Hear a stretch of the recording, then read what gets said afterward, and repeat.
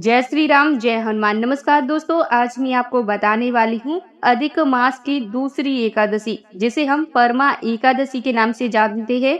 इस दिन आपको मात्र 7 बेलपत्री से यह विशेष उपाय कर लेना है।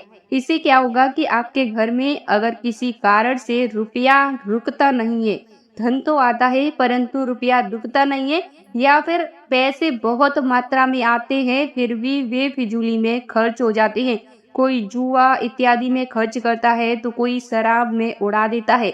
तो ऐसे में आपको इस अधिक मास की जो एकादशी है, इस दिन आपको 7 बेल पत्री से एक विशेष उपाय करना है। देखिए, ये जो उपाय है ये केवल आपको अधिक मास की परमा एकादशी के दिन करना है और 3 साल के अंदर आप इस उपाय का खुद लाभ प्राप्त करेंगे। यानी कि इस एकादशी को करेंगे और आने वाली अगली जो सावन माह की एकादशी होगी उस तक ही आपको इसका लाभ प्राप्त हो जाएगा।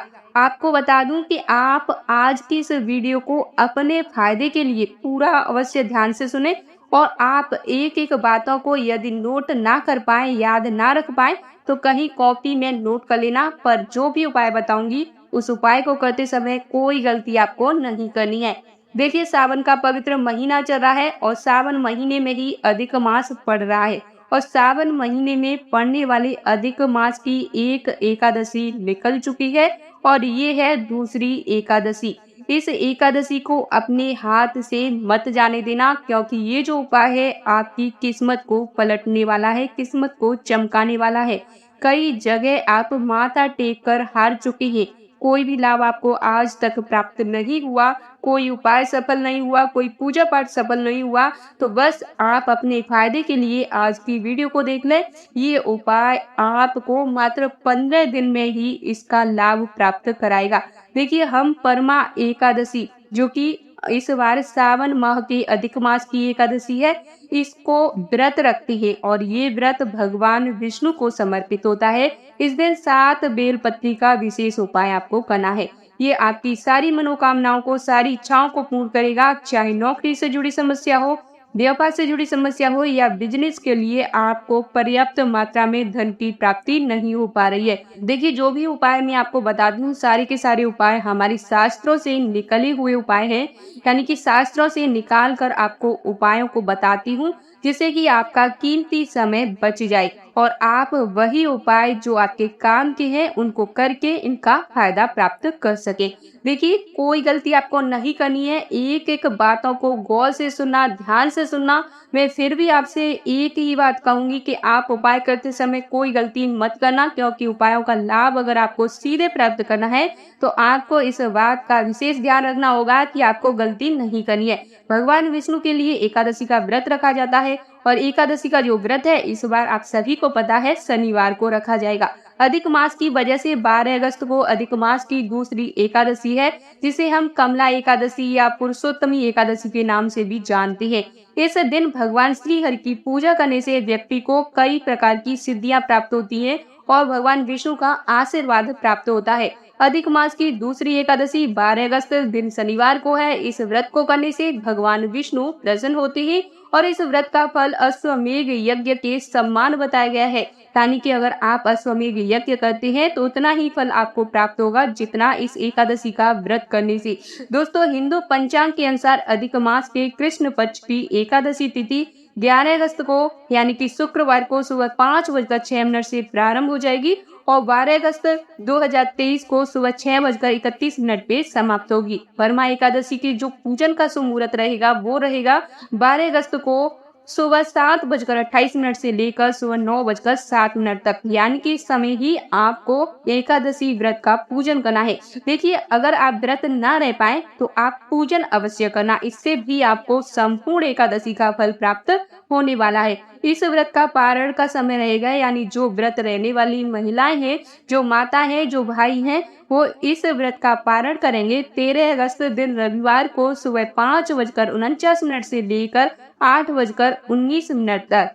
इस एकादशी का सबसे ज्यादा अत्यधिक महत्व माना जाता है। यानी साल में आने वाली 24 एकादशियों में से अगर आप देखें तो इस एकादशी का सबसे ज्यादा महत्व इसलिए होता है क्योंकि ये 3 वर्ष के बाद आती है। इस व्रत को करने से भगवान विष्णु की कृपा तो आपको प्राप्त होती है, साथ में माता लक्ष्मी की कृपा भी आपको प्राप्त होती है। और आप सभी जानते हैं कि जीवन में माँ लक्ष्मी की कृपा होना कितना आवश्यक है। जिस व्यक्ति के ऊपर माँ लक्ष्मी की कृपा होती है उसका जीवन हमेशा सुख समृद्धि से भरा रहता है, उसके घर में धन की कभी कमी नहीं आती है। और आपको एक और बात बताना चाहती हूँ कि जिन व्यक्तियों के ऊपर भगवान विष्णु और माँ लक्ष्मी की कृपा रहती है, ऐसे व्यक्ति कभी भी किसी भी कठिन से कठिन परिस्थिति में बिना धन के नहीं रहते। यानी कि धन उनके पास हमेशा ही बना रहता है। कई लोग तो इस व्रत को निर्जला भी रखते हैं। ये व्रत कठिन व्रतों में से एक माना जाता है।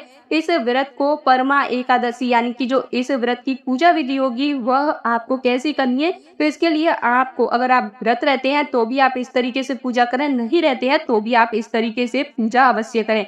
देखिए, आपको सुबह सुबह एकादशी के दिन सुबह सुबह स्नान आदि करके अपना जो कार्य है उन सभी से निवृत्त होकर आपको ब्रह्म मुहूर्त में, जितना हो सके ब्रह्म मुहूर्त में उठना है और ब्रह्म मुहूर्त में स्नान आदि करके अपने सभी कार्यों को निवृत्त कर लेना है। फिर आपको भगवान विष्णु और धन की देवी माता लक्ष्मी की पूजा करनी है। आपको कहीं पर भी माँ लक्ष्मी और भगवान विष्णु की प्रतिमा को रखना है। आप चाहे तो किसी पाटे या चौकी पर पीला वस्त्र बिछाकर उनकी प्रतिमा रखकर एक घी का दीपक जलाकर उनकी पूजा करें। उनको फल दें, फूल दें, धूप दीप दिखाएं और उनको चंदन लगाएं और उनको हरी दुर्वा अवश्य ही समर्पित करें। हरी दुर्वा से पूजा करना अनिवार्य है। साथ ही साथ तुलसी दल आपको अवश्य ही भगवान विष्णु को समर्पित करना है और ये तुलसी दल आपको एक दिन पहले ही तोड़ लेना है। भगवान विष्णु के विष्णु चालीसा का पाठ आपको इस दिन जरूर करना है और माँ लक्ष्मी और भगवान विष्णु की आरती आपको अवश्य ही करनी है। पूरे दिन आप जैसे व्रत रखना चाहें वैसे रख सकते हैं। जो लोग निर्जला रहना चाहते हैं वो निर्जला रह सकते हैं और संध्या के समय आपको भगवान विष्णु के नामों का उच्चारण करना है और शाम के समय आपको फलों का सेवन करना है। और अगले दिन यानी कि द्वादशी तिथि को आप ब्राह्मणों को भोजन करा के दान पुण्य करके इस व्रत का पारण करेंगे, यानी व्रत को खोल लेंगे और शुभ मुहूर्त में ही आपको ये व्रत खोलना है। जो मैंने आपको बताया दोस्तों, वह आपको एकादशी व्रत के अनंत फलों की प्राप्ति देगा। इस दिन गुरुजी कहते हैं कि अगर आपके घर में ऐसी समस्याएं आ रही हैं कि आपके घर में रुपया नहीं रुकता है, पैसा नहीं आता, गरीबी में जीवन व्यतीत कर रहे हैं, लाखों प्रयत्न कर लिए फिर भी आपको मेहनत का फल प्राप्त नहीं होता, तो आपको कहीं भटकने की जरूरत नहीं, किसी तंत्र मंत्र में पैसा खर्च करने की कोई आवश्यकता नहीं है, क्योंकि आपके जो इष्ट हैं, आपके जो भगवान हैं, उनमें इतनी शक्ति है कि वो आपके दुखों का निदान कर सकते हैं। इसलिए कहीं भी पैसा खर्च ना करें। बस आपको इस एकादशी के दिन अपने घर से धन की कमी को दूर करने के लिए और धन की अत्यधिक मात्रा आपको चाहिए, तो इस दिन एकादशी को आपको ये विशेष उपाय अवश्य करना है। इससे आपके घर में जो धन आता है वो गलत जगह नहीं जाएगा और गलत जगहों पे खर्च नहीं होगा और अत्यधिक मात्रा में आपके पास धन की प्राप्ति होगी। तो आपको ध्यान से सुनना, अब मैं उपाय बताने वाली हूँ। तो आपको करना क्या है, आपको एक लोटा लेना है। लोटा चाहे स्टील का लें, तांबे का लें, जो भी आपके घर में हो वो आप ले लें और उसको साफ स्वच्छ करके उस लोटे में अगर पर्याप्त मात्रा में गंगा जल है, यानी कि पूरा लोटा आपका गंगा जल से भर जाए, इतना गंगा जल है तो अति उत्तम है। नहीं है तो आप उसमें शुद्ध जल लेकर 2 से 4 बूंद गंगा जल डाल ले और फिर आपको उसमें 7 बेल पत्री डालनी है। देखिए, जो बेल पत्र है कहीं से कटी फटी नहीं होनी चाहिए, एकदम साफ सुथरी होनी चाहिए और एक बेल पत्र में 3 पत्तियां होती हैं। इस तरीके से 7 बेल पत्र लेनी है और आपको लोटे में डाल लेनी है। सीधा भगवान भोलेनाथ के मंदिर जाना। देखिए, उपाय आपको सुबह करना है या शाम को करना है, किसी भी समय कर सकते हैं। शाम के समय प्रदोष काल में करना और सुबह करते हैं तो अति उत्तम है। जो आपकी इच्छा हो, जैसे आपको समय मिले उस हिसाब से आप ये उपाय कर सकते हैं। जैसे ही भगवान भोलेनाथ के मंदिर में आप जाएंगे तो जो जल लेकर गए हैं, जिसमें गंगा जल है, शुद्ध जल आपने जिस लोटे में भरा है, उस जल को नंदी भगवान जो होती है, जो शिवलिंग के पास में ही बैठे होते हैं, तो उनके चरणों पर आपको जल समर्पित करना है। और जो बेल पत्र है वो नंदी महाराज पर समर्पित नहीं करनी है। बेल पत्र आपको शिवलिंग पर अपने हाथों में लेकर अपनी इच्छा को बोलते हुए समर्पित करनी है। मात्र इतना छोटा सा उपाय आपको करना है, इतना छोटा सा काम आपको करके अपने घर आ जाना है। घर आके जो भी पूजा पाठ आप प्रतिदिन करते हैं वो करें, परंतु इस दिन एकादशी को सुबह और शाम के समय अपने पूजा मंदिर में एक घी का दीपक अवश्य जलाएं। और देखिए, इस दिन तुलसी को हाथ नहीं लगाया जाता, तुलसी में जल नहीं दिया जाता, क्योंकि शास्त्रों में ऐसा वर्णन है कि इस दिन तुलसी माँ भगवान विष्णु के लिए व्रत रखती हैं। तो इस दिन आप अपनी इच्छा की पूर्ति के लिए तुलसी के नीचे एक घी का दीपक अवश्य शाम के समय प्रज्वलित करें, यानी कि जलाएं। इससे आपके हर कार्य बनते ही जाएंगे।